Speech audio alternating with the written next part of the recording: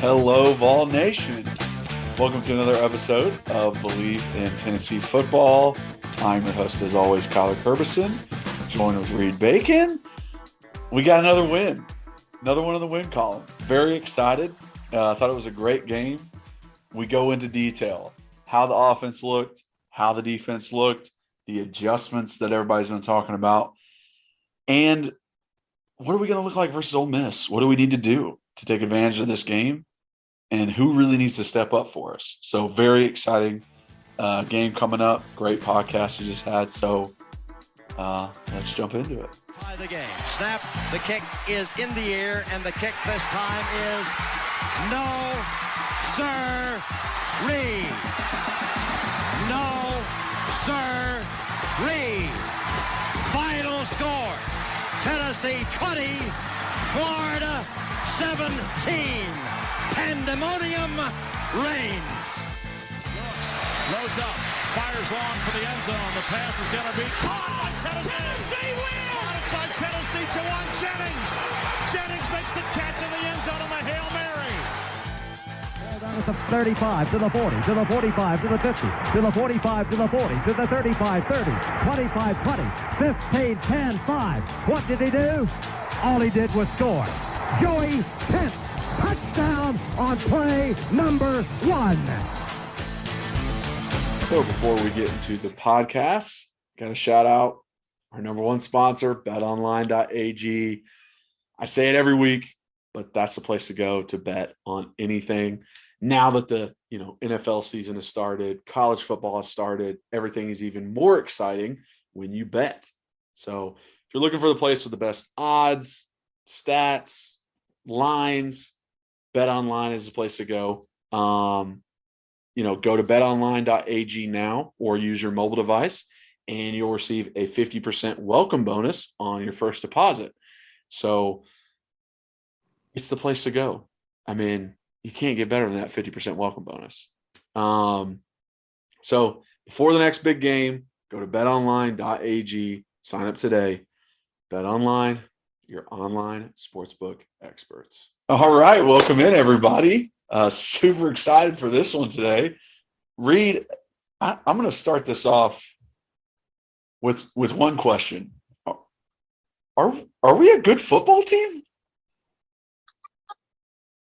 Okay, well, I didn't know that was the question we're going to go with. First off, yeah, how are you? Okay, great weekend. Yeah, great weekend. Titans win, Vols win, good church service. All right, great weekend. Let's get into it. I want to get right into it. I do think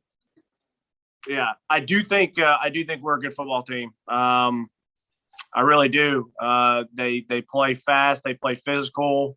They've cleaned up the turnovers. They've cleaned up some of the penalties. They play as a unit. We're well coached. There's no reason for me to say that they're not a good football team. You looked like you were about to say a however, so I was paused there for a second. I wanted to give you the chance. But I'm agree just with insulted you with the dumb. I'm just insulted with the dumb question. I think we're definitely a good football team. No, it's not a dumb question. It's. I think we're a good football team too. It's everyone else out in the world might not. Everyone might think we beat the bottom tier of the SEC, so it's not much to talk about. But that's why I wanted to start with the question. Well, good teams, man. Good teams handle business when they're supposed to. Last week we were not favored. We were the underdogs. We handled business in a major way. This week we were 10-point favorites at home, and we handled business in a major way. That's what good teams do. And I got a lot here. So I'm just going to start unpacking this because your boy's hungry and ready to get back to some NFL red zone. Okay. Okay. First off, number one, I do have things to talk about the game, but I feel like this week there's a lot of extra stuff. First thing is Al Wilson.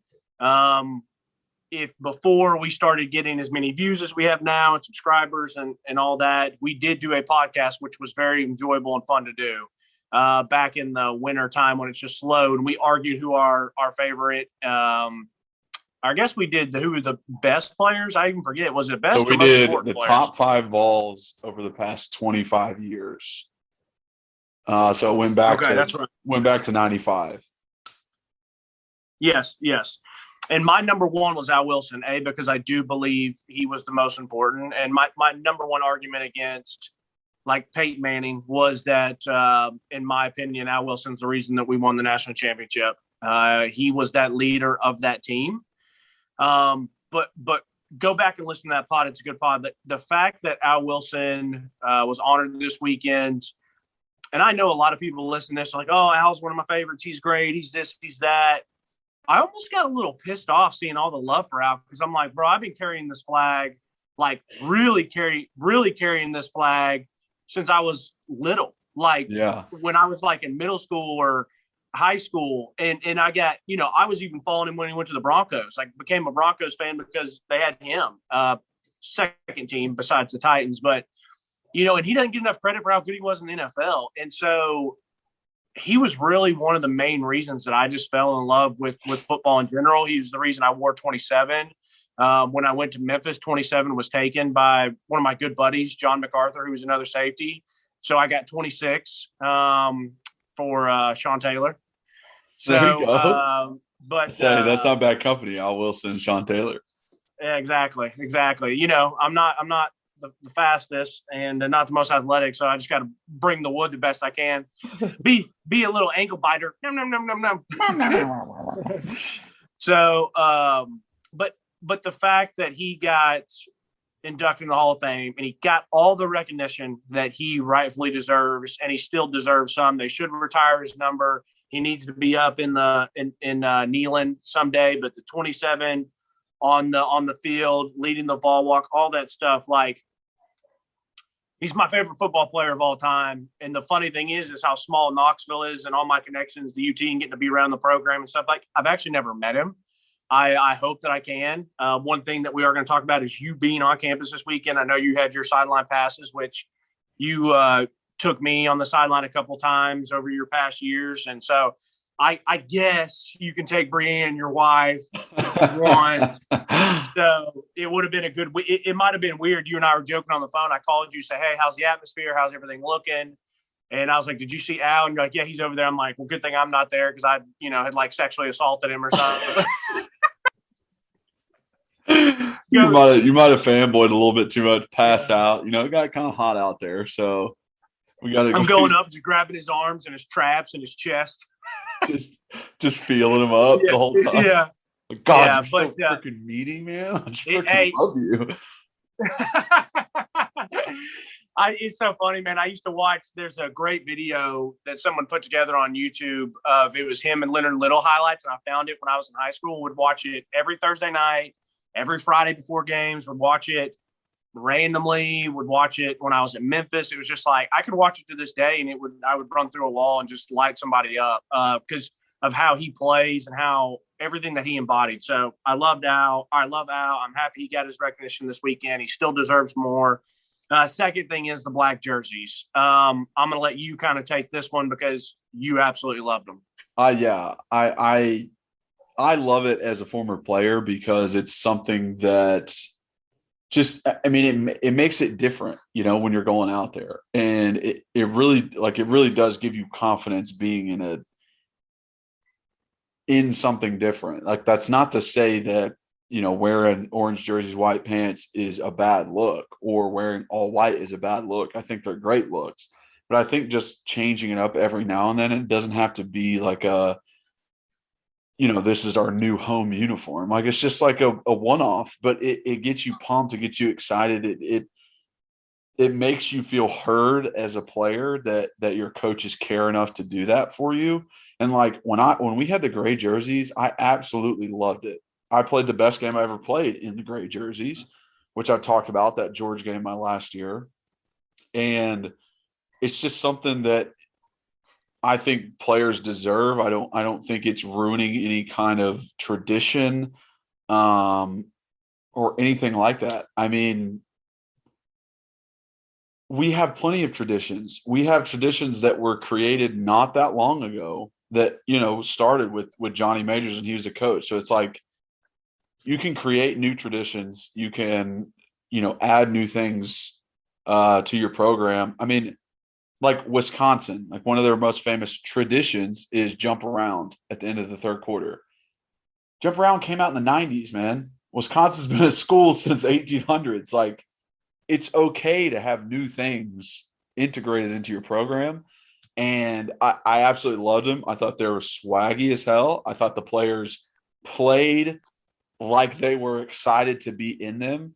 They were so pumped up. And that video of him showing off Chris Walker at practice and the guys getting to see the uniforms, like, that's it. Like that should be proof enough that this is a good thing that happened. I love them. I don't know, because someone asked me if I like the gray ones that I wore or these better.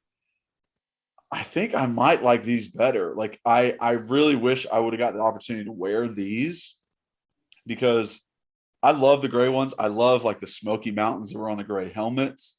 I love the color combination that we put into it. But man, that black just looks so cool. And it's so like with the theme of, October, getting into spooky season. I had such a great time just seeing all those guys out there. Yeah, you called me. We were talking on I guess it might have been Wednesday, the day that the pod was about to come out, and you saw them and you were just like, we were on the phone. You're like, oh my gosh, have you seen these? I was like, no, I haven't seen them yet. And you're like, dude, they're incredible. Like, I love them. I'm like, I literally said, all right, calm down, guy. Like, whatever. But hey, no, I love your perspective. I love hearing it. Like you said, if it's something little that you can do for the team, like, why the hell not do it? Like, if you're a coach that's like so stuck in the mud and just the lame-o, and you just like won't do stuff for your players like that, like, kick rocks. Like, that's just lame. Yeah. But I will surprise you and say that we all, well, that the all whites are my favorite. I love basically anybody's all whites. I think they're just so clean, so fresh. I love those. So I will surprise you and say that I still like the all gray more than the all black, only because it's full gray helmet, pants. Yeah. And I get it when we get the whole with all the logistics and all the crap going on with everything still backed up because of COVID and all the different things like that and everything on back order and all this. So we weren't able to get the black helmets. But when they go all black, and I think maybe for a night game too, I think that'll be really sick. But I like the grays a little bit better. So yeah, I was happy with it. And these people that think it's gimmicky and stuff, like, you're clowns. It's not gimmicky. Like, it's we're not basing our entire foundation on new jerseys. Like, you know what I mean? Like, yeah. We're not, it's not like we're running a gimmicky program. It's just, it's new uniforms. Like, if the name of the game is to win games, and to win games, you need good players, and get good players, you got to recruit well. So if the recruits like it, whatever, like, who cares? Yeah. So the next thing that I want to talk about real quick is why I'm wearing my Memphis shirt. So this is a UT pod. I'm a huge UT fan. As you guys know, I played football down at Memphis for a short time. The reason I'm wearing this shirt is because this is where I grew my absolute disdain and hate for Ole Miss. Growing up, like, Ole Miss was nothing to me. It was just whatever. I can't stand Florida. We've talked about that. I can't stand Kentucky, Bama. I don't like them, but it's, what am I going to do about it? What are we going to do about it until Saban's gone? So, but I've always just really, when I moved down there and I went to school there, and you live in Memphis, and Memphis is a very big melting pot. It's Tennessee fans, Mississippi State fans, Ole Miss fans, Arkansas fans, Bama fans. It's a little bit of everything. But Ole Miss just feels so entitled and lame, and just, they do a walk of champions. They've literally never won a championship of anything.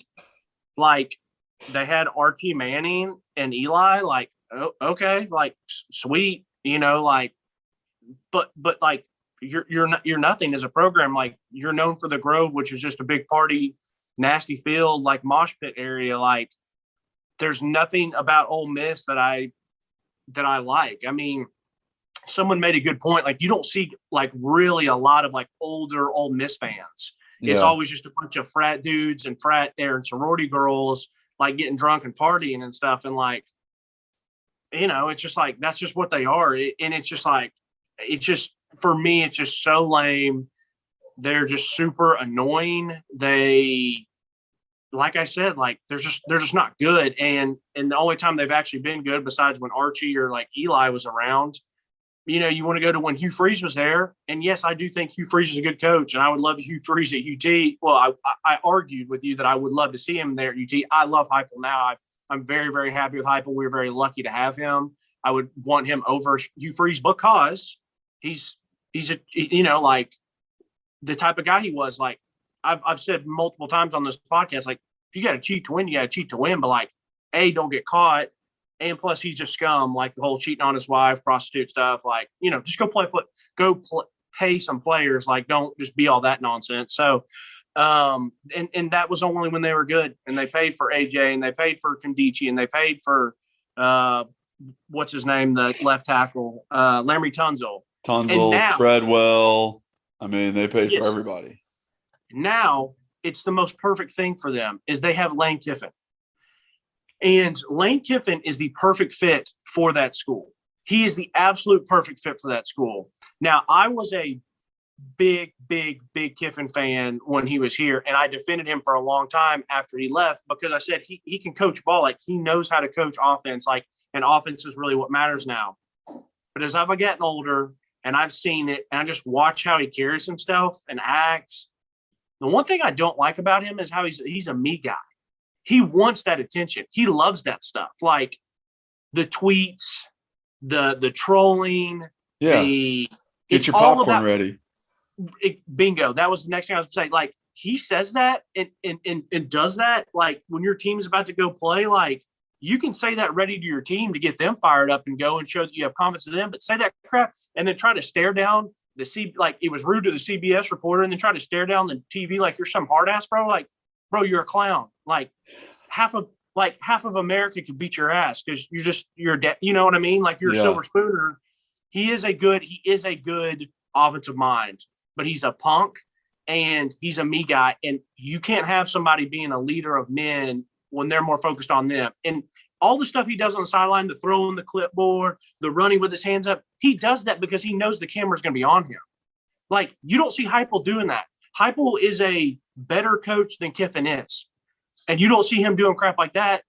And so it's just all that with Kiffin going there and just how their fans are and how they act. And it's just like, they're the perfect marriage. And that's why I just can't stand them. And that's why I want to win this game so bad on Saturday. Like, I want this more than anything. I probably do want this more than Kentucky now. Just how everything's lining up. But anyways, that's why I'm wearing this because down there is when I learned I couldn't stand them. And I remember it was like I was like a year or two removed, so I knew still a bunch of the guys on there. Ole Miss came into Memphis, and when Fuente was down there and they got beat, they were like 18th or 17th or whatever, and they came down there with Kondichi, with AJ Brown, with Larry Tunzel, and Memphis beat them, and it was electric. It was crazy. So, but anyways, I'm glad you're very fired up. Reed's actually gonna probably go to the game this coming week. So hold on. I've already got tickets, and I got them in Section A. So hope you got some bond money ready. Yeah, come find him. No, Section A. Section A is the Ole Miss section. Oh no. Oh, Reed, please don't get in a fight. Okay. I know you're getting fired up for next week, but let's talk about this week. Let's talk about the game we just had versus South Carolina. Break it all down, offense, defensively, what we're thinking, what we're seeing. Overall, I'm just so happy where we're at right now. I felt the astronomical turnaround that Coach Heupel has done from this offseason is insane. If we go 6-6 this year and we beat South Alabama and Vandy and we lose all the other games, that is still a good year for a first-year head coach who just dealt with 30-plus transfers. Like, that is a very good year. Now that we've won these past two games, the expectation is very high. The pressure is on. And I really don't want people to get down on him if we do lose to Ole Miss, if we do lose to Kentucky, that like, oh, he's actually not a good coach. He still is a good coach. It's just it is very tough to win the SEC, especially with dealing with injuries and the stuff you got to deal with. That being said, Saturday was such a fun experience. I loved being there, getting to watch the game. I just rewatched it, and the amount of excitement that the players had, that the coaching staff had, that the fans had was intoxicating. That's exactly how I want Tennessee to feel at all times. So I'm so excited about that. Let's get into the offense and talk about it more specifically. I thought this offense performance was amazing. It was another just let me show you exactly what I can do as offensive mind in Heupel. The second touchdown to Peyton was absolutely unbelievable play design. I loved it. I'm going to try and put it on the YouTube. But it was the fake outside zone run that we've run with Hooker before. He stops, throws it across the field to Peyton just on a seam from the other side. Touchdown. The first touchdown to Hyatt. Hold on. Before we jump off that play. So I also have notes on that play. Hell of a play design. But one of the things I wanted to went back and look, it's the same formation that we ran later in the game for the seam route to Velus Jones. And it was also the same route combination that Javonte scored on last week. So it's the exact same where you bring on YouTube, if you're watching, just run that nice little seam, and we're going to bring right kind of not a drag and not a post, but kind of that deep, just, crossing route. Yeah, like a dig. It holds, a dig without a speed turn, but it holds that safety. And they did it there with the wrinkle of let me roll to the right, act like I'm running, pop up, good throw. And like I said, they run it later in the game on that big, it was like third and whatever, and Velus Jones is in the slot, and he just bodies this guy out, and the guy's in pretty good coverage, but he can't come through you or it's PI, and Hendon puts it on him. Continue. Sorry, I just want to say that. Yeah, so just, I mean, that, getting Jalen Hyatt the ball, hey, you said he was missing. Let's call the cops, call the FBI, and we found him. He actually, got some stuff. I thought the offensive line played great. I thought Tyon played amazing. I thought there was a good amount of pressures that happened that he reacted to coming off the play fake and just like aborting the play fake and going to get the block, which is great to see out of a running back. Just realizing, hey, this isn't important anymore. I got to get this blitz pickup. Jacob Warren, I thought he played great. He might not have had any catches, but like his blocking, he was meeting linebackers in the hole, which I love because sometimes like tight ends aren't, they don't have that fullback mindset, but they have to play fullback in these kind of spread offenses.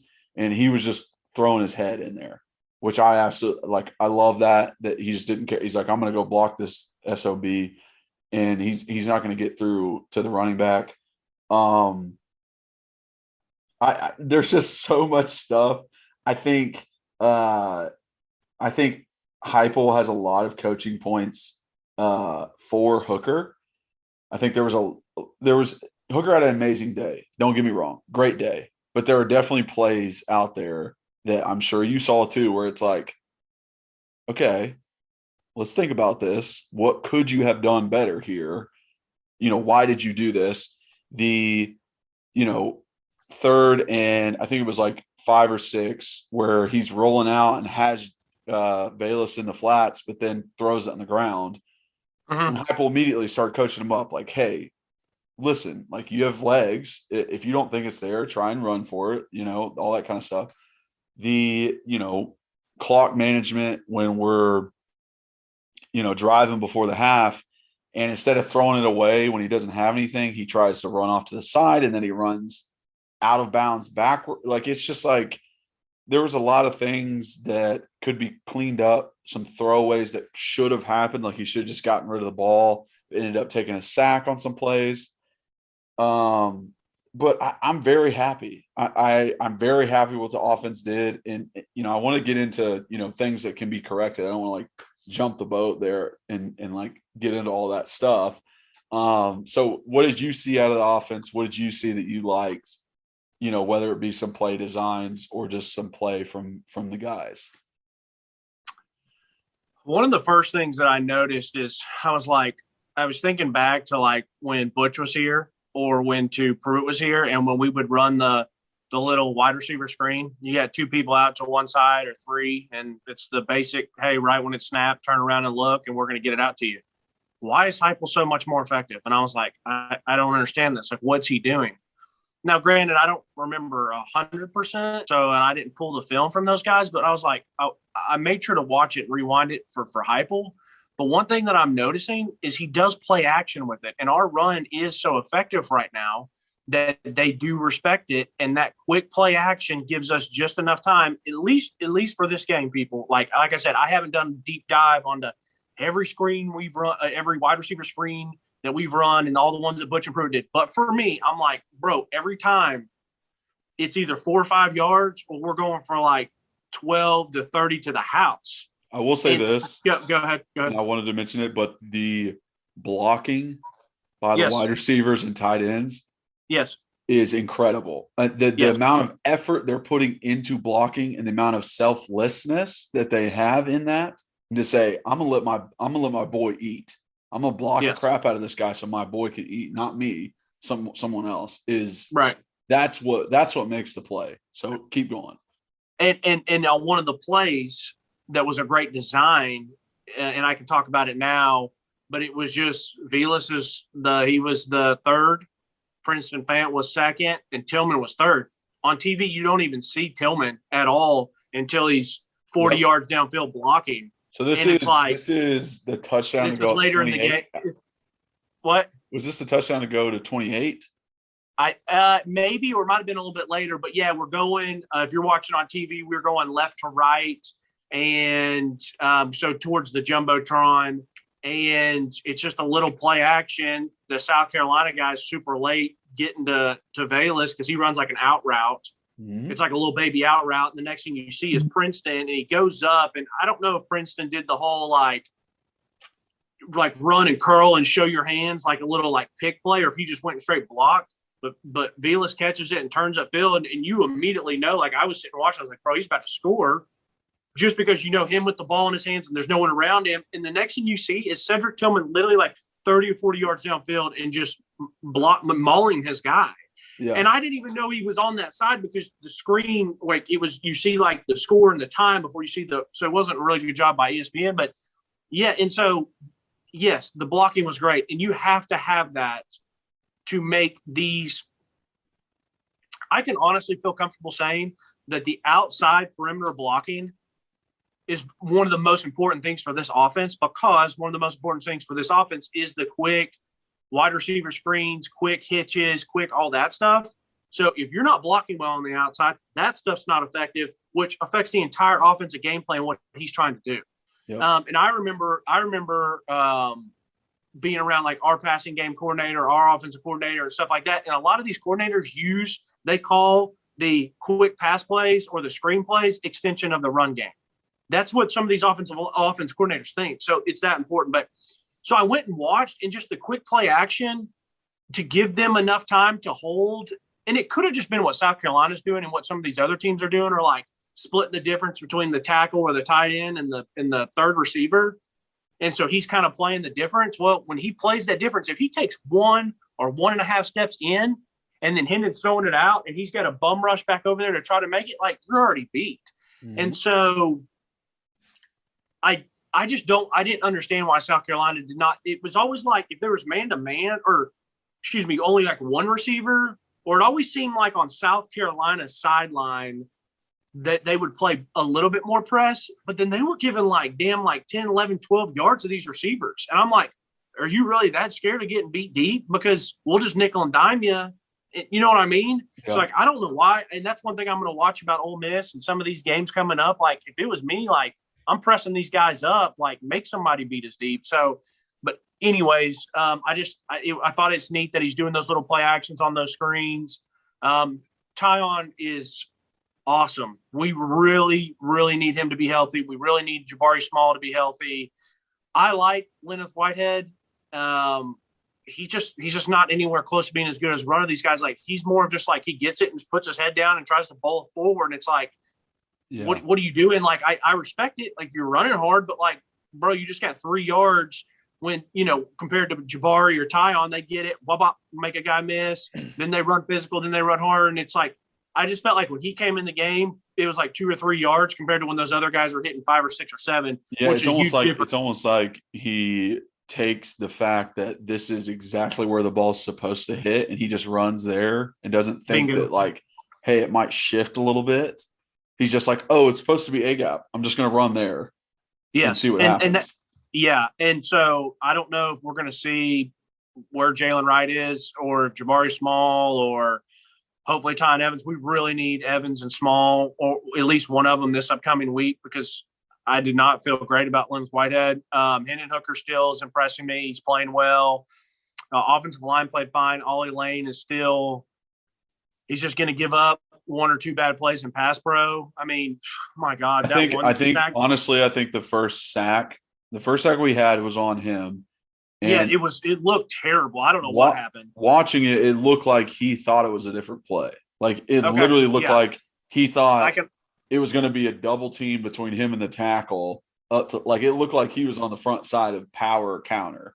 Yeah. With the steps that he took, the fact that he went forward and he didn't even punch his hands, he like threw his shoulder. It literally looked like he thought it was a run play. So I don't know what kind of miscommunication happened, but that's obviously something on him, because 10 other guys knew what the play was. Right. It just looked terrible. Like you said, like, it looked like he just got straight whipped but it makes more sense that it was probably just a missed assignment. I thought receivers played well. It's so funny that this is now the second time that we record on a Sunday and we make points about stuff, and then the coaches come out on Tuesday when they're media, and I screenshot and I send it to you. And this week, literally what I said last week is like, I don't know what this team is doing, if they're trying to build depth or if they're just trying to find their bona fide starters. And freaking Tuesday comes out and Alec Golsh is like, yeah, we are just now finding our bona fide starters. Yeah. And I'm just like, this is crazy. Like, we were just talking about that. So, because I sent you that screenshot of a tweet that a reporter had put out that he said that. And I was like, that's so funny. But so it looks like we've maybe found like our bona fide starters at a lot of these positions. And then the other guys will be more rotation guys, instead of Hyatt being a starter, it looks like he's going to be more of a rotation guy. And so, but offensively, I was fine with everything. I did go and really make sure to lock in and watch the first 2 or 3 offensive possessions after halftime, because it just looked like we were stalled out. And that's when I really noticed Lenneth Whitehead, like, not running maybe like he should, or not as good as those other guys. We had a little bit of protection problems. I mean, hell, we got a 3rd and 1, and then we could have easily probably gone for it and gotten the 4th and 1, but we're up 38-7.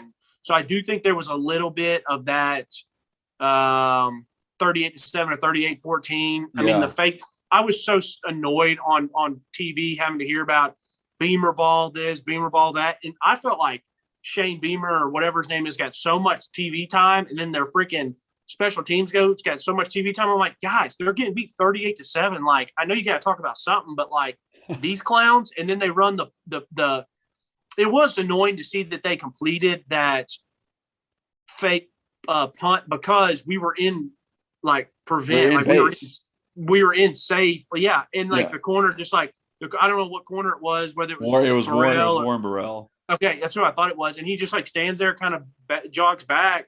And then he realized, like, oh, crap. And so that's a great teaching point this week. They're like, that you have to be locked in at all times. If this is a bigger game, that can make us change momentum and lose a game. But so that was annoying. And then his second half, I just felt like it was some execution stuff, some lack of that fire. They know they won the game, basically. Like, you still got to go out there and play. But they know it's kind of over. So that's a good teaching point that, hey, you got to play for 60 minutes no matter what. And offensively though, I mean, I'm happy with what I saw. Just cleaned up the execution in the second quarter or second half. Yeah, that was something I really wanted to look at, and because the connotation was, Heupel pulled his foot off the gas, right? Like he was the one that like didn't want to try things, didn't want to do anything. He didn't want to get anybody hurt. I don't think that was the case. I think maybe like not going for it on fourth down, yes, but the play designs and the plays he's calling is not, I'm being cautious. Like they ran a direct snap Zion play. Yeah. Like so you don't do that if you're being timid and holding things back. They ran a fake running back screen and then a wide receiver screen to the other side. Like faked it to the left, tried to hit the wide receiver screen on the other side with Cade pulling out as a lead blocker and missed on it. But it's like in no way is he it's execution.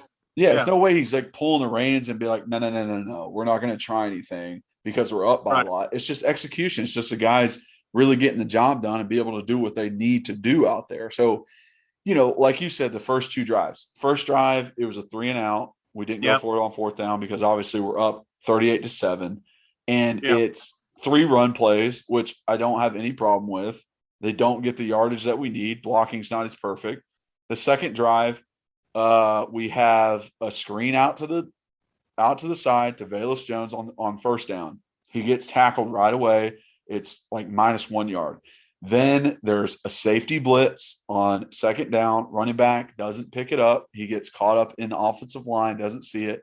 Yeah, it wasn't a safety blitz. It was the corner, and I think he was coming up. He realized the back didn't go out, and so he just came because it was like a delay thing. I think the back missed him because we went so fast. The defense wasn't even lined up, so he didn't even know. Yes. Running back didn't even know pre-snap that he was coming. So it was just like you didn't see it because we were moving so fast as an offensive player. So a sack on second makes it 3rd and 16, and we do a draw to the running back. He gets 10 yards, and then we punt. So it's just like, I understand the letting the foot off the gas because if people are concerned, because the 4 games that I lost my senior year where we're up at halftime and then we lost those games, we let the foot off the gas. We pulled back, but I in no way think that's what Heupel did. Agreed completely. You still have to execute. Yeah, it's just all about the execution. I do want to move to defense. Obviously, there's a little more things in offense I want to talk about, though. The drive before halftime. Now, a few games ago, he had a drive before halftime where people were upset, not sure why he didn't take timeouts, all that kind of stuff. What did you think about the drive? Did you think it was like he, managed the clock well? He did what he was supposed to do? Any qualms with what happened? No. I was fine. What was that when we just got the field goal? Yes, that was where we got the field goal. My thing was I agreed with what he did, what he was trying to do. I had mentioned earlier. What was the play before the field goal? Hooker. He was in the pocket, he got flushed out, and then he ended up just like running out of bounds, which was like a very weird play. Yeah. Where it's like, hey, throw it to the end zone to see what happens, or throw it out of the end zone and maybe save some more time to where you can run another play before the field goal because you had another timeout. But he called 2 timeouts during that thing. Yep. And those timeouts, like the first one, he let the clock go down another 8 seconds. And then the second one, he let the clock go down another 2 seconds. So he lost 10 seconds on the clock by being indecisive. That's the kind of things where, we talk about coaching points for Ollie, coaching points for, Jalen Wright, for Hendon Hooker. Hey, coaching point for Coach Heupel. You got to be better at that, right? You got to be decisive. If you want to call a timeout right there, call that thing as soon as the guy lands on the ground. Run up to the ref and give him the tee. Like, you got to be better at that because those 10 seconds. I mean, think about it. If Hendon he ran out of bounds with 2 seconds left, we kick the field goal. He runs out of bounds with 12 seconds left. get another couple shots. Yeah, Yeah, you get another couple shots. So, yeah, hey, little things. We're up 35-7. So it's not like the game was over because he did that. But just like we call out everybody else, call out little things that need to be corrected on the coaching staff. And that's one of them. Yeah, I respect your opinion there. I mean, it doesn't bother me we got points and where we were at in the game, a field goal's fine. I mean, I wasn't worried about it. So yeah, maybe if it was, I feel you. You know, maybe if that happens in another closer game, it bothers me. Did you say you want to jump to defense yet? Yeah, it's one more thing just to okay, shout out the ahead. offense is 0 turnovers versus the number 3 team in the nation in creating turnovers. Yeah. Before we jump off, I do have just a couple more things of my items I wrote down. Would be I was happy, like you said. I know you said Hyatt earlier. I was happy to see him in. I was happy to see him get that touchdown catch, and that was for a guy who's had some drops. Like that wasn't an easy routine, like break in slant. The guy's a yard and a half behind him, and Hendon puts it in his belly. No, it was guy on his back, had to use his hands, had to be physical. So it was a good catch, and it was good to see that. I was a freaking 160 yards away, and as soon as he caught that, I was like, "Holy shit, that was a hell of a catch!" I was in the opposite end zone in the stands and was like, "How the hell did he catch that?" Yeah, great. It was very, very, very good catch. Very good catch. I loved the direct snap that you brought up. That was one of my favorite plays that I would run in NCAA, like 2000, like I don't even know, like 6, 9, 7. Yeah, like one of those. Like I swear, I think I was in middle school, but it was an amazing play, and I would run it all the time. And I don't know why people don't do it more often. And then, of course, my guy, the hype train does it. I'm like, I love it. And it's just so small and little, like, go ahead and just get the ball in Tyron Evans' hands. Like, don't waste any time.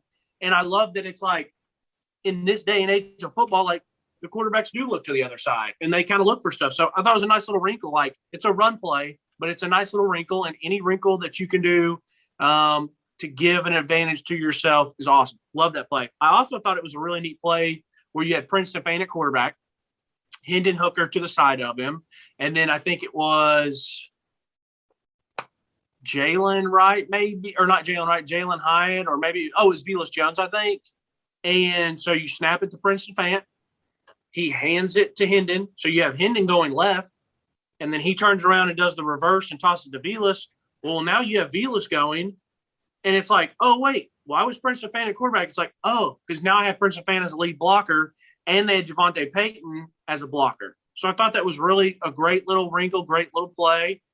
Does he run it again this year and maybe have a pass off of it? I don't know. But it was good for 10, 12, 15 yards, whatever it was. And it was good a good little wrinkle. I like to see that. And here's something that, some fans might not realize is plays like that, they can be used in 2 different ways. One is I'm going to adjust off of this and do something different with it.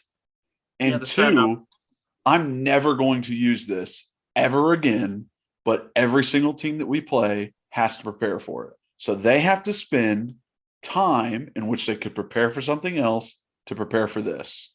And I'm never going to use it. So it's just something that you can get 2 great things out of it. And sometimes coaches do that. Well, they'll throw a play in there and be like, we're going to do this. So they have to prepare for it. That's why teams would do the extra points and have the guys split out to start and then run in and line up and then kick the extra point. Literally did that so that coaches had to prepare for whatever would happen if they were split out. Yes. And they just have to spend time doing that. It's all that little nuance. It's all that little mind game. That's right. There's a lot more that goes into it than just, hey, let's run and pass the ball. So I'm looking here. I think the picture that I took I actually took an offensive picture was that screenplay I was talking about to Bayless and where Princeton Fan blocked well and stuff like that. So I'll send you that picture and so the fans can see like how far off they were playing and like just the spacing that we had. But anyways, I think that's pretty much for me on offense. So we can jump to defense if you want. Yeah. Let's jump to defense. That works for me. I don't think I have anything else in my notes. Nice. There you go. About Do you the want to offense. go So first on D? Do you want to go first on D, or do you want to go first on D, or do you want me to go? I can go first on D. That's All right, go ahead. So first off, I thought of all the games that we've played this year, and we always, give big props to our defense for their tackling, for their coming up, being aggressive and everything. I thought this was the most violent our defense has played all year. I thought there were multiple times where guys were just trying to get big hits on dudes and trying to punish people. And I love to see it. That's people don't realize just how taxing it can be when you're just getting hit over and over and over by somebody, and the physical toll it can take on you. So that in and of itself, just being a violent group while they're out there, excites me. Absolutely love it.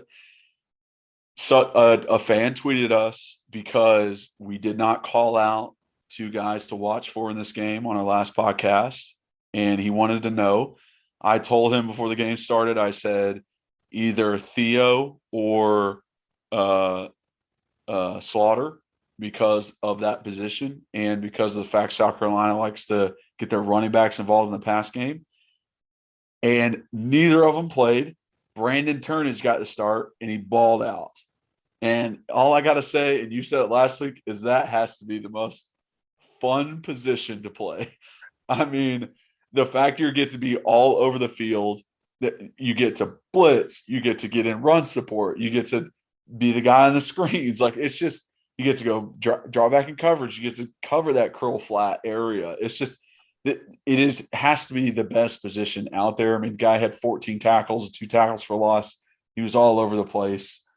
I thought we improved on a lot of stuff too, where I said last week, I thought the defensive line didn't do well versus screens. This week they improved. I didn't see any in-betweeners. I saw getting after the quarterback or getting back to the screen.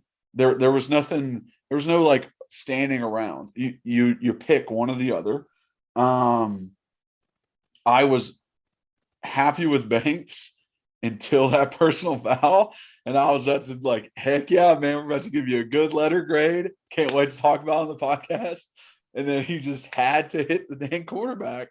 I swear that man has just like an attraction to personal fouls. He just cannot help himself. But I guess that might happen when you play balls to the wall. Let's see. Hey, the interception in the end zone on the running back pass, like we said last week, no one runs more double passes with different position players than against us. And we defended it, got an interception off of it. I was so happy to see it. It was definitely a reaction, like a better reaction play, because I think running back threw a bad ball and we were able to react to it very well, because if he would have thrown it sooner, the buddy was open. So it's still something we need to improve on, but it was good to see that didn't happen. And then obviously was going to bring up the Warren Burrell punt safe, but we kind of already talked about that. And that is a great teaching point. And it's something that guys need to understand. Even when you are up that much, the game is still happening. They can still take advantage of you. So you got to be locked in at all times. Since you just mentioned Warren Burrell, I will say the one thing, and I'm going to try to be quick again with this on defense, because I actually did watch a good amount of the Arkansas Ole Miss game, flipping back and forth. And it's so funny that like I know I'm going to be rewatching the UT game. So there's times where I'm like watching it, score checking, but like I maybe allow myself to like, cook something while I'm watching, or like flip over to another game I might have money on, because like I know I'm going to deep dive it. So one thing that I think that I will be talking about Ole Miss is they're going to be testing these corners all week next week. And I was happy to see how Warren Burrell played the one deep shot they took on him. I thought he was in position. I thought he did a good job. He didn't PI. He was there, good position. Okay, great. Yep. So that made me feel pretty good. I did tell you when I called you that morning that neither of us knew that Theo or Danico Slaughter weren't playing. I was like, I'll be surprised to see who's playing there. I really liked Brandon Turnage when we were at practice. Yeah. I definitely thought he was more of an outside corner when I watched him. And so I was a little surprised when they said he was starting. I told you on the phone that I would not have been surprised if they put Alante there and have the outside as Kenneth George and Warren Burrell, or Warren Burrell and Brandon Turnage, because I do think Alante would absolutely feast at that position because he's just so physically gifted, like his speed and his instincts. And he's just got that quick nose. But he's a little bit bigger than those other guys too. Right. And so Brandon played well. He played well. He was in position. He made the plays when he needed to. I'm not going to say. I'll just be honest. I don't think he flashed as much as Danico or Theo do, and that's okay. But he still played well. And then my favorite thing that I saw in the entire defense is when South Carolina was driving down and they were getting a little bit of momentum, and it was 14-0, but they're driving down, and it was like second down or third down, and they looked like they were about to score, but the defense didn't quit, and they made a tackle. I think it might have been like Solon Page and like Trey Flowers, maybe is who I think it was. And so that was the first. So that was the first down to get first and goal. You're like, dang, man, they're already right here, and it's going to be 4. And they got 4 downs. Like, you're pretty much thinking like, all right, they're going to punch it in. Well, no, the next play, Beasley shoots up, makes a heck of a play. Caleb's there. I think Tank was there. I mean, we have that was the Wildcat. Yeah, play where they attempt direct snap. Bro, I was in that end zone watching Beasley, and yes. I'm thinking that this was film study. Didn't even, not an inkling towards the handoff. He immediately saw the running back going left and ran right. Like, first step was to the right. He was this guy's keeping it. I know he is. And he freaking took off. There was no hesitation in his step at all. That could be film study. It could also be coaching. And the reason I say that is because when I did play linebacker, I was taught each week that sometimes my keys are going to change. And if you have good coaches and they say trust your eyes, just pay attention to them. These coaches know what they're doing most of the time. We know there's some bad ones, but they know what they're doing. So sometimes my keys would be, you're going to read the guard. Sometimes my keys were, I'm going to read the fullback. Sometimes my keys were read the back, like the opposite side back. So Beasley could have known, hey, on this play or this film study, you're not worried about the running back because we have, this defense tackle or this linebacker, whoever, that's his responsibility. So I don't care if he does fake it. You're coming up and you're playing edge to sideline, and you see what I'm saying? So like you said, it could be his film study, or it could just been coaching that, like, I don't care if he hands it. That's not your responsibility. You come up and play, and he did it. So it was great to see that. It was great instincts. It was a great open field tackle, but he had some homies there with him, which is great. You want to see people there with him. Like I said, Caleb was there, and it was either Tank or Trey. I don't know what safety was up and played it well. Well, then we come to the halfback toss throw. I understand why South Carolina was itching. It was like money. It was burning a hole in his pocket, that offense coordinator called that, because he had seen what all these other teams had done to us. I just thought it wasn't needed because it was only, I think, second down, and they had run the ball on us well. Now, I took a picture of this, and I'm going to send it to you. It's one of my pictures of the week. Our defense did a great, great job just on the run play. Like, when I send you the picture, it's awesome. You see, like, 1 South Carolina or 2 South Carolina blockers in the running back, and we are littered. You got Roman Harrison pushing. You got Beasley coming. You got Alante Taylor's way up there taking on his block. All you see is black jerseys. And so it was like, if it had been a run, it was going to be a TFL. And then he does throw it, and the defensive backs were in good enough to position to make a play on it. So it's on them for not executing better, but we made the play. And I truly think that play and then us going down and scoring to make it the 21-7 was really the game changer. And then the absolute nail on the coffin was when they fumbled and we come right back and go 28. These teams, like, it's been so funny these past 2 weeks that we have just hit these teams in the mouth and they can't recover. I mean, there's an entire 3 quarters left of football to play. And they're like, well, this thing's fucking over. Like, 28 you know what nothing. I mean? It's over. Yeah. It's just like, you can just tell, like, these other teams still try to play, but it's just like everyone knows it's like this is over. And that's a wild thing to have that gut feeling and know it, because college football is insane. We just saw it with Texas and Oklahoma this week. I mean, Oklahoma was down 28-7 and they came back. So these teams can score, but when you break somebody's will and you break them, and poor little Beamer was over there doing everything he could to get his team fired up. But I respect that, but like, game was over. Like, it was over. And I think that little change of possession. So I think that play by Tank was awesome. For me, honestly, I think if they're 10 yards back, like if they're not on the goal line, that's a touchdown. Like if they would have ran it at the 15 and he leads them towards the back of the end zone, it's a touchdown. I think that, like, literally they ran out of room. I agree, yes, but I agree only if it had to be better execution. It Yeah. had, like you said, it would have had to been a better throw. But yeah, I don't like where they called it there. So,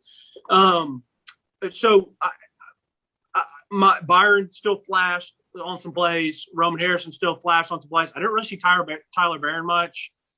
Caleb showed again. Matthew Butler is still. I mean, I was Dog. I was happy to see Matthew got a chance to celebrate with the helmet off. Yeah. There's always Hey, get that pretty face out there, Yes. baby. Get that pretty face. I don't know if people really know, but like, it's kind of dope when your helmet pops off and you get to make a play. Like I had one of them and it was sick. Like I had, and I'm not saying this like to brag or whatever. Like, people need to know that, like, I know I wasn't anything special, so it's not a big deal. But in my little cool fantasy world, like I had a strip and forced a fumble and my helmet comes off. And it's just like a dope thing. And I'm like getting fired up. You can see my little, like, paint that I done. Like, so I thought about that. And when Matthew, it was a stunt play. It was a cool stunt. And if they love bringing Roman and Byron Young inside for whatever reason. They love bringing them in. And they love it. Yes. Tackles and you know out, what? it's coming in. If I was, if Tim Banks wanted to hire me as a GA for a day, I would say this. I would love to see where you put Roman on a pass play. It would really, really have to be like a 3rd and 10, 11, 12 plus, because I don't want them to be able to run it. Even though I think these two guys would hold up, I would love to see Roman and Byron, or Barron and Byron, up as like your A gap, B gap defenders, like almost like defensive tackles, and put Butler and Blakely on the outside and then do the twist. I would love to see that, because I think that's a nice little tink that you can do, because you get Matthew Butler coming around on the inside and Jay Blakely, who, once again, Blakely has been playing awesome football. Kudos to that guy. Yep. I would just like to shake his hand and be like, man, I respect how you play the game. You play awesome. But if you can get those guys coming in, on a nice little move, nice little get that steam going, and then you got Roman and Barron or Byron Young coming on the outside, I think that would be a really cool wrinkle to see. But anyways, Matthew Butler, he does the twist, he gets outside, he uses his hands and finishes, helmet pops off, flexing on him. I love that. I was happy for him. Here's another inkling of that twist that would be really nice. Is it's seen as, the two guys on either side are twisting with each other. Yes, they're twisting, but have the two outside guys twist once they get inside. Sure. No, absolutely. Right. So right, it's like Roman and Byron, and Roman just takes out the center. Your ear hole. Right. That's all you're supposed to do. Yes. Ear hole, and Byron comes right off your butt. Right up his butt. Yes. And right up in there. Or yeah, let's go, man. Reed's getting Call fired us up, Tim Banks. We'll steam this up. Or what we call the Megatron Blitz, or the Megatron game is what we called it when I was playing, is the tackles inside. Let's see, I'm trying to remember how this works. Yes, so the tackles inside twist together, and the defensive ends twist, but they go to opposite ends. Right. Of the thing. So it's like you're just you're coming off the butts of both of your tackles and getting to the edges. So everyone's twisting, and you're twisting with your tackles, but you're also twisting with your ends, and the tackles are twisting together. So that's why they call it Megatron. Like, it's just like 3 twists in one. Just chaos. Just chaos. And you need it on a long down because it has to be like a 5 to 7 step drop by that quarterback. Like, the play has to progress for a while for it to work. But when it does, it's confusing as hell for an offensive lineman. I'm telling you. Yeah. I was going to say it is a thing of beauty, but I was about to say to you, hey, it takes a minute. That one takes a minute. You know what I mean? So, but yeah, I mean, defensively, just to kind of, for me, that's really, like I said, I'm still happy, man. Defensive line played well. Everybody hustled. I did think there were some people coming up trying to clean some people out. I saw Trey Flowers come up a couple times trying to clean some clocks. Oh, yeah. The one that was near the goal line before they scored their third touchdown. The guy got a first. I mean, Flowers was running from 20 yards away. And, I mean, just laid that dude out. It was probably the most times I've seen him flash, to be honest with you, because I always felt like Trey was just steady Eddie, but he doesn't ever flash for me. And this was the first week I thought he flashed. So, I defensively, off defense line, I thought played great. Linebackers are still balling, doing their thing. They're still seeing it and shooting and playing fast and physical. And I was happy with how the corners played. That's all I need to say about defense. And we can jump into kind of Ole Miss. I usually don't do a good enough job of previewing because I'm not really watching that, but I watched a lot of this and it kind of ties into defense. I just think we're about to see so many deep shots, and this week is going to be so important for the DBs, not only their actual play, but they got to be really locked in mentally because Kiffin's good at what he does, and we can't have any blown assignments. If they're going to beat us deep, make it just where they made a good play. Don't be where we turn around and everyone's like, what the – how did he get so open? And you got one DB pointing at the other, and the other DB puts hands up. Like, we can't – we're not good enough yet to be doing that. Like, if they beat us, be in a dude's hip pocket and just let him make a really good play. And you know, they get scholarships too. So, that's my thing. That's my thing. Yes, I definitely want to get into Ole Miss. I want to talk about the rest of the SEC and the absolute madness that happened. But the adjustments. So a lot of people were kind of upset, I guess, to say, you know, South Carolina's coaches did a better job adjusting at halftime. Our defense was not as good in the second half. Our offense wasn't as good in the second half. Why aren't we able to make adjustments? We kind of explained the offense, right? There was some stall drives, but in no way was it pulling the reins. We still scored a touchdown in the second half, towards the end of the game, but it was still a touchdown. But it's like, I want people to understand, like, when you're up 38-7, when you go into halftime, the coaches aren't telling you things that we need to change. They're saying, hey, we're going to keep doing the same stuff we're doing. Keep blocking it that way. Keep doing it that way. There's no adjustments. You've scored 38 points and you've only lit up 7. Like, what adjustments are you making? If anything, it's very minor. It's not, you're not changing game plans out there. So that's one side of it, where South Carolina is making complete overhaul adjustments. They are changing everything. Tennessee's not. So really the adjustments that happen are after the first few drives of the second half. Then you're making adjustments as a team. Thank you. You're making the adjustments off their adjustments. Exactly. And to say, like, the defense played bad in the second half, if you take away that punt, the fake punt touchdown, the defense let up 149 total yards, stopped them on 2 fourth downs, and only gave up 6 points in the second half. I say that's a pretty damn good half. In no way would I be mad at a defense for doing that. So, hey, it's okay. Like, adjustments didn't happen until third quarter was over by us. And we did pretty well after that, shutting them out, not letting them score, stopping them on 2 4th downs, scoring ourselves with a backup, with our third string running back.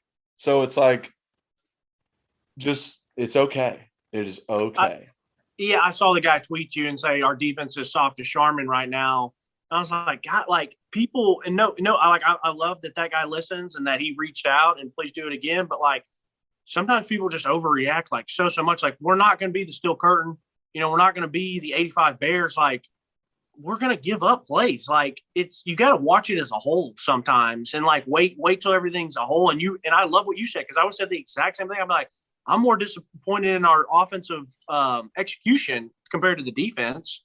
So that's all I got though on that. Yeah, and that's not like a call out to him being like, no, hey, dude, not at you're all. wrong. I'm just like, hey, look, This is my experience. This is what I went through. Like, when we were up 40-0 on teams, it's like the coaches don't come over there and tell you to do anything different. They say, keep doing exactly what you're doing. So you're not making adjustments at all. There's no second half adjustments at that point.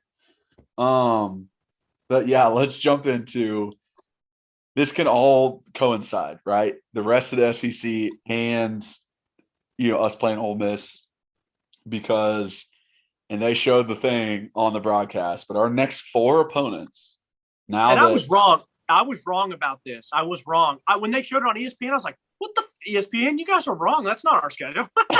Yeah, it is. I kept saying we had to play Bama and Georgia back to back, but it's Ole Miss, Bama off week, Kentucky, Georgia, correct? Yeah. Yes, yeah. But our next 4 opponents have a combined 2 losses, which is insane. This has to be the toughest schedule in the country. I mean, maybe like Florida might be up there with us, because they also had to play Georgia and Bama and Kentucky. But it's ridiculous the amount. And we always play the best teams when they are at their best. 100%.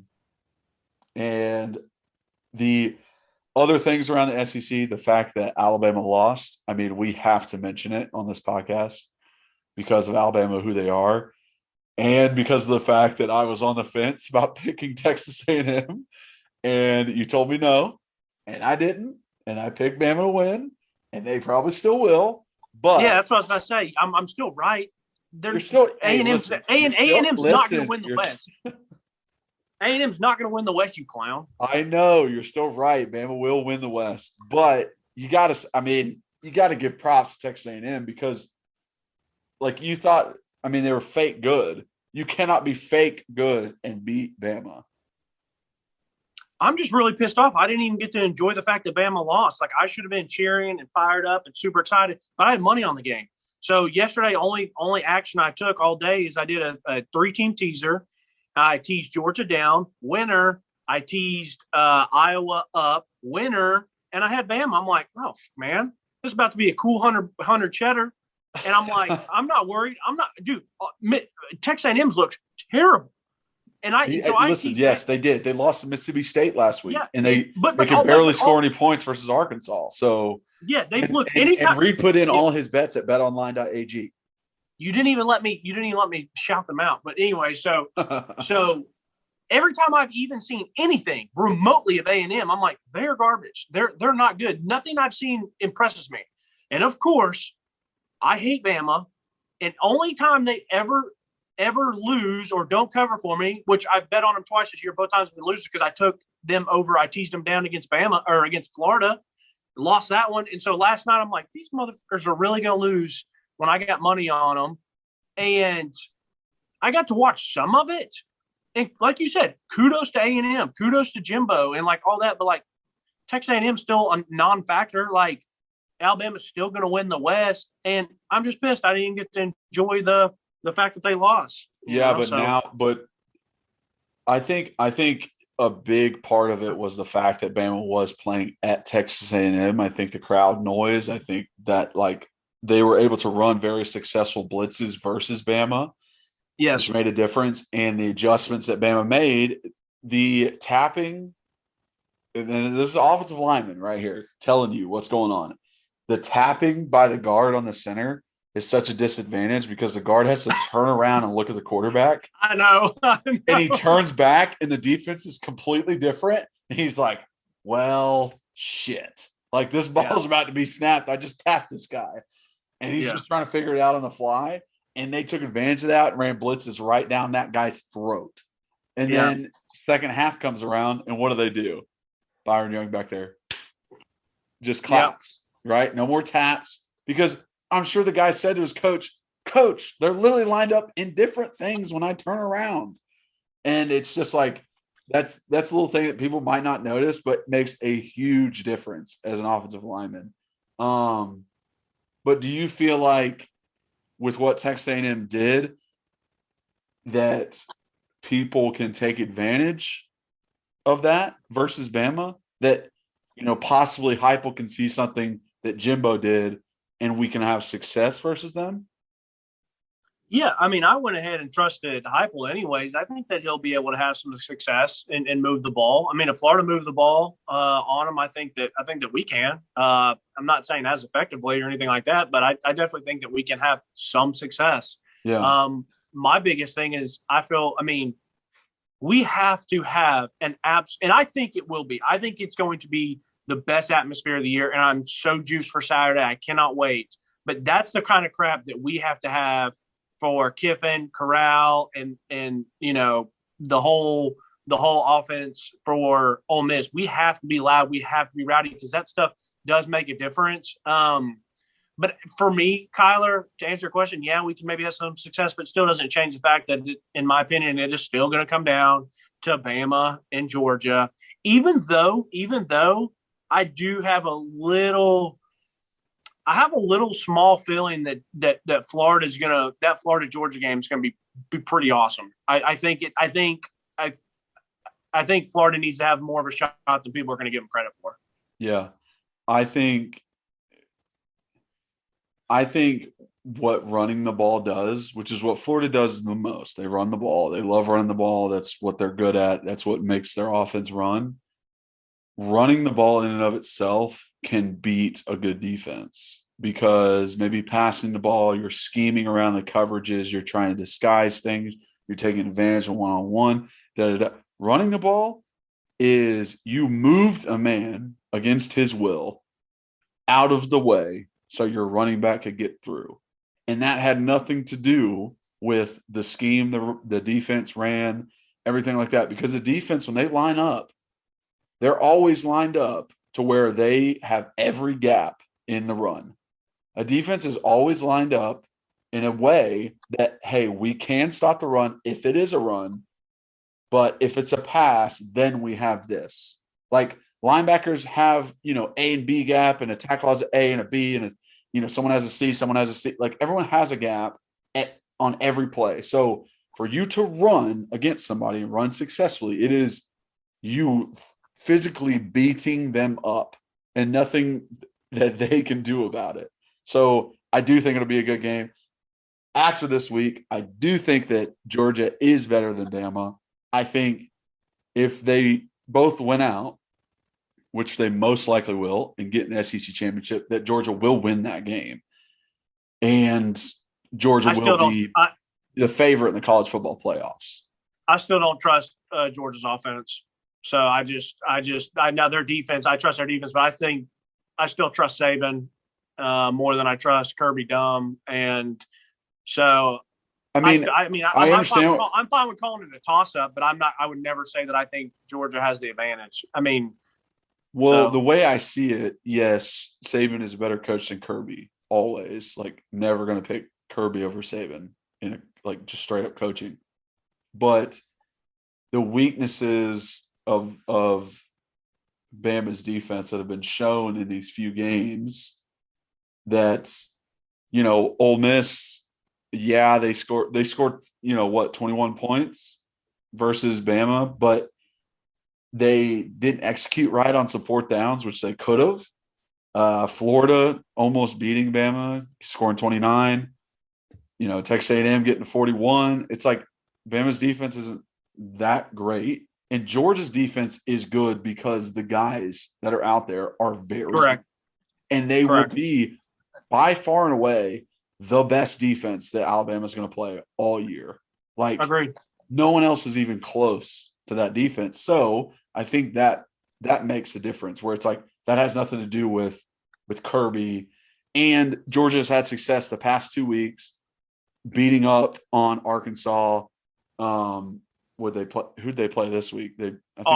Auburn, beating up on Auburn with a backup quarterback.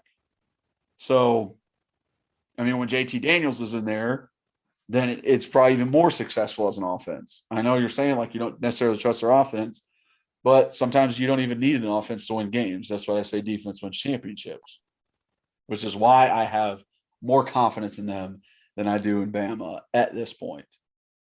All right, we'll see. We'll see. All right, let me talk a little bit about Ole Miss. Okay. Did you say Ole Miss? Yeah. So I watched them a good amount. And someone actually sent me a screenshot earlier today, and I actually think on ESPN, Tennessee, I have not seen the spread, but Tennessee's actually favored on the ESPN game predictor. I think we're at like 52 or 53%, and Ole Miss is like 47, 48%. That's awesome that it says that. I want to see what Vegas says. I mean, that's an insane stat saying that Ole Miss just beat a ranked team. Correct. Now, everyone knows it's going to be an offensive game. And for me, if we don't have any misassignments defensively or any big misassignments that really hurt us, it's going to come down to which defense just makes one stop, and it doesn't necessarily have to be a turnover. We all know that Kiffin loves his ego, and he loves to go for it on fourth downs. And if he does that early, or if he does it, you know what? If he does it early, then and we stop it, that's going to really help us keep the momentum and jump out on him. If he does it late, it could be the deciding factor in the game if we can get a stop there.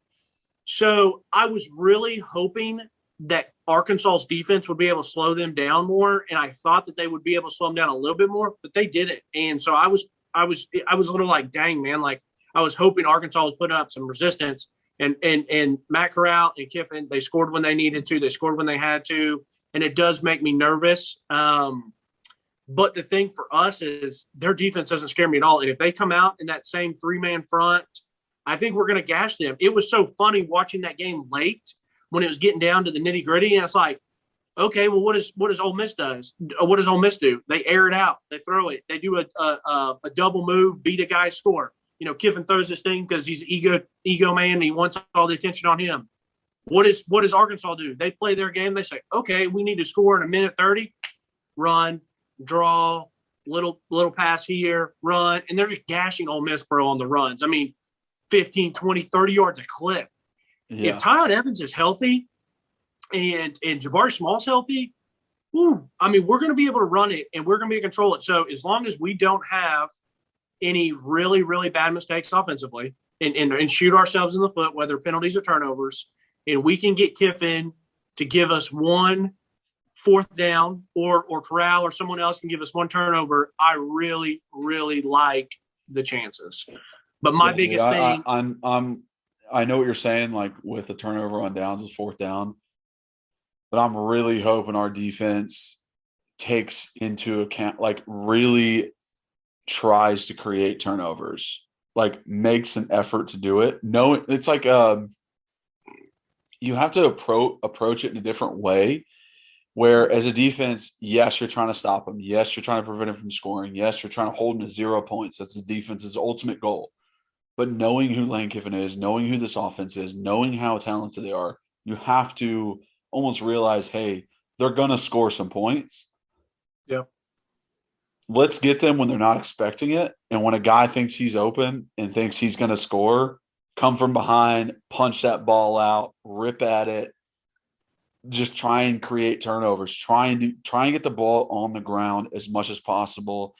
And it reminds me of, you know, and you quote tweeted on the Believe account, but that Malik Foreman play versus Texas A&M 2016, where he runs Buddy down and punches that ball out, and it goes out the back of the end zone. I mean, one of the greatest defensive plays I've ever seen. Malik, if you can believe it, UT fans out there, was the fastest guy on our team at that moment. You literally used to do 20-yard sprints after practice against everyone. And there was like 8 groups. And if you won your group, then you got to go up to the next group. And if you were the last one in your group, you had to go back a group. So like linemen were always like 7 or 8, just going back and forth. And then Malik was the fastest. He was the fastest guy in the fastest group every week.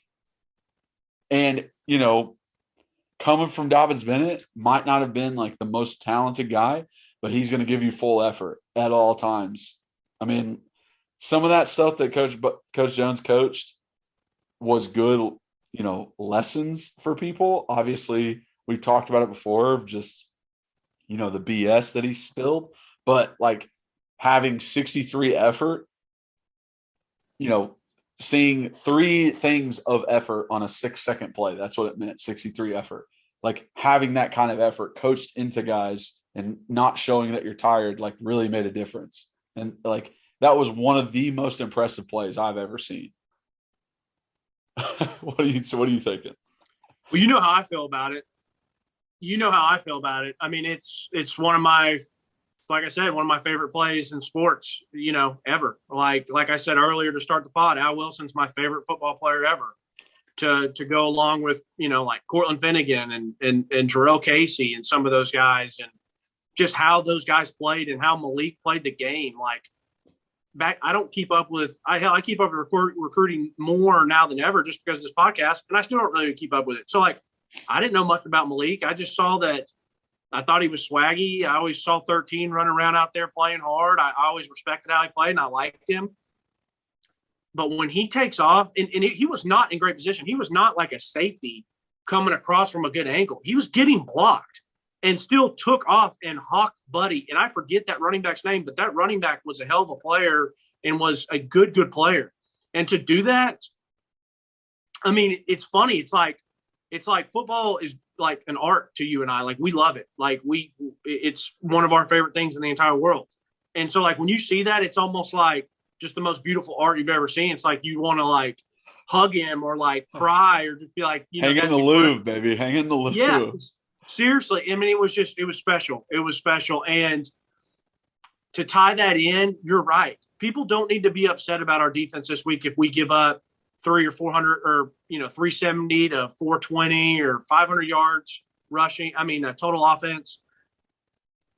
They need to be proud if we win that game 45-42, and it's because, you know, Tank McCullough catches a tip pass or a batted ball from a defensive lineman, or, you know, or Theo Jackson is in the right place at the right time and they throw it to a tight end and he lets it bounce off his chest and we just make the play.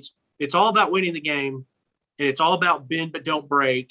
Play for 60 minutes, play until the ball is 100% across the goal line, never quit, and don't beat this defense up. You know, just bend but don't break, and see if they can give us 1 or 2 change of possessions or turnovers. And that's what we need. So, like I said, it's going to be rowdy. It's going to be incredible. I hope everybody's there. I can't wait to be there. Yeah. I really, really hope for this team that they can play their best ball. You know what I mean? Like, I hope that they can put it together this week. Another sign, by the way, when you started the podcast, are we a good football team? A sign of a good football team and a good program is we're getting better every week. And I'm so happy that I'm seeing that with this coaching staff. And, you know, let's just go out. It's going to be a 60-minute battle, and let's freaking, hey, just don't check the scoreboard. You just play like Malik played, and let the chips fall where they may.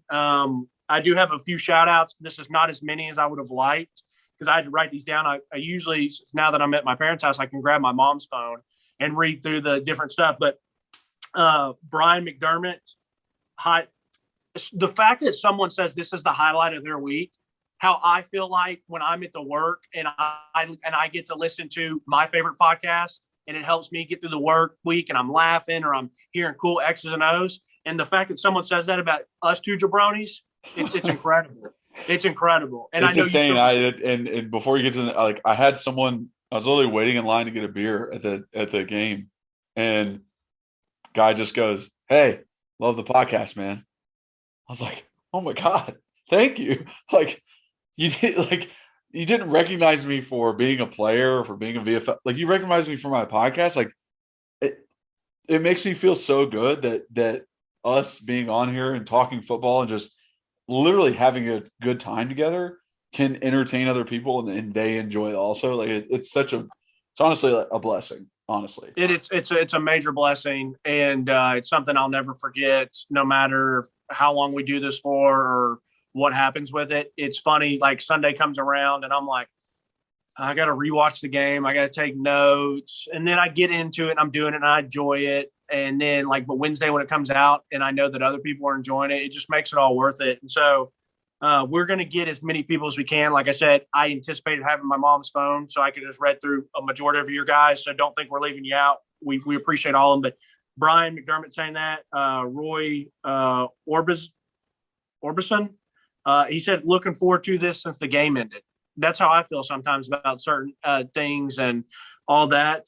Brent Fisher, he also said he's been looking forward to it. This man also almost straight up predicted the score perfectly. He said 44-20, and it was 45-20. And let me just say this, Mr. Fisher, I don't know why you even went with 44. It's not even like I don't see many football games. So just go up one more point to 45, and you're like, I don't know, like yeah, I don't know why you got 44. Do you think there's gonna be a safety or something? Like I mean, just go pick some lottery numbers, bro. That's really impressive. We got Connor Mickley, maybe. You guys are so fun to listen to. I mean, Big Blade, he loves the point of view from a former player and says, keep up the good work. Austin Pack, love the pod. We love you guys. And then B Hunter says, great pod. And I didn't get to write down who it was name wise, but he said the General Chow's chicken needs to be refilled on the buffet. Touche to you. So I will make sure to go get the sweet and sour chicken as well. So. Oh God, that's people are going to be feeding off the you're old. Officially, like your nickname is going to be like General Chow from now on. Yeah, James Gentry, man, he set the whole tone for the pod. Yeah, everybody's getting after you now. Okay, so before we leave, as we didn't do it last week, and someone asked for it, let's name some guys to watch this week. I have a feeling who you might head towards on defense. So my defensive guy, I am going to say, I'm going to say, I really want to say a defensive lineman because of Matt Corral's mobility. I think it's going to be very important to have him be distressed. And also, if he takes off, stopping him for a minimal gain, because a lot of everybody's back in coverage. They're not going to be able to come up. He can easily gain 10 yards if he gets past the defensive line.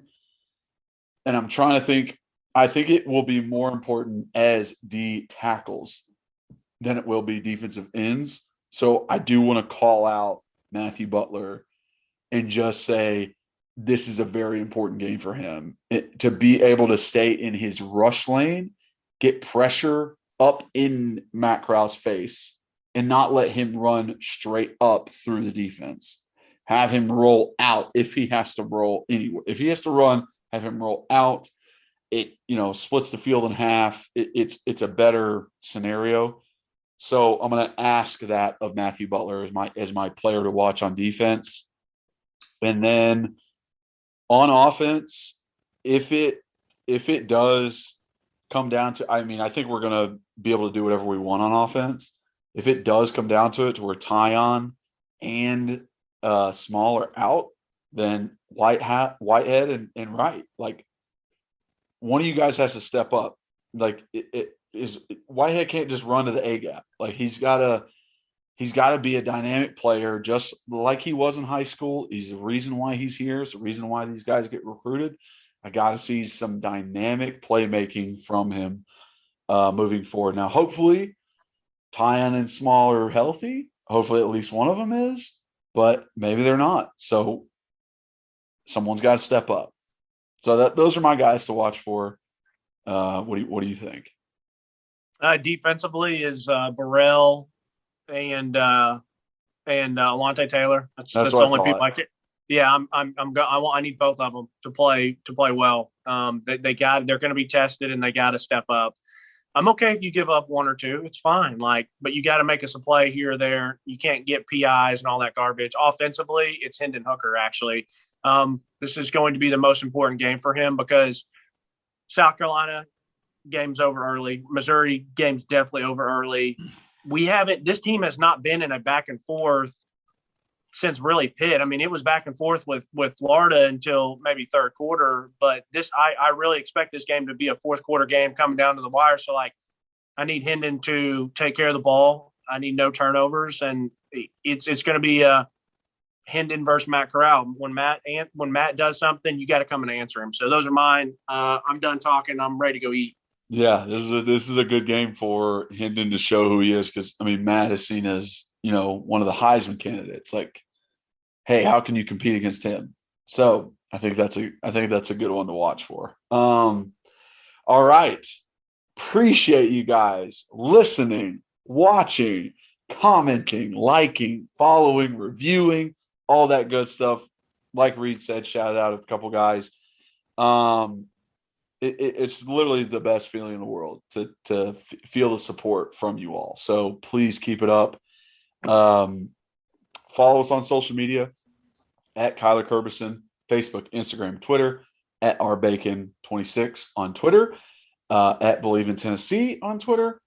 If you want to contact us or ask us questions, feel free to do it in the comments section on YouTube, comments on all of our Twitters, or you can email us at believein-tennesseefootball@gmail.com or text or call 865-322-9232. And we will answer those and let you guys know. I just really appreciate it. That's all I really want to say. That's where I want to come from. And I hope you guys can gain some knowledge from this, gain some entertainment from this, and be happy of where this program is at. So, as always, go Vols.